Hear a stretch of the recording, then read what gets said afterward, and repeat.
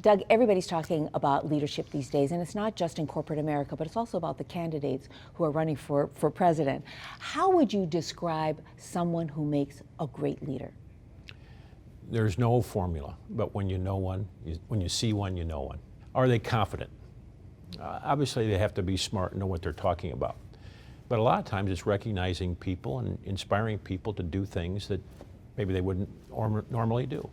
And I think that's a big piece of it when it comes right down to it. You've been talking a lot about innovation and disruption, so there's a lot of changes going on at Caterpillar. So how do you get people to follow you? How do you motivate them to change? What we're trying to do on that point is to change a culture to think about innovation. We formed a new division.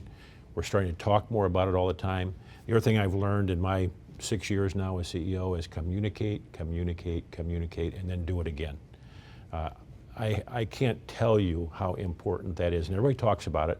It's the thing you learn in every textbook about leadership and leading, but it's more important than that. When you talk to Caterpillar employees and you want them to step up to be a leader, act like a leader, what's your key message? My message for up-and-comers, for our high-potential folks is, look, our company's been here 90 years.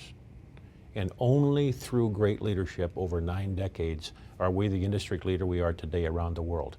We want to be here another 90. That's the obligation we all feel on leadership.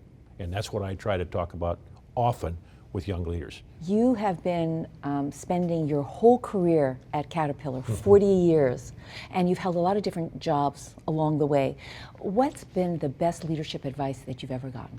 The best leadership advice I ever got, and I've heard this before, I read it in books, but one of my predecessors, former CEO at Caterpillar, who happens to be a big mentor of mine, when he heard I was getting the job, he called me up, and the first words out of his mouth were, "Get your people right."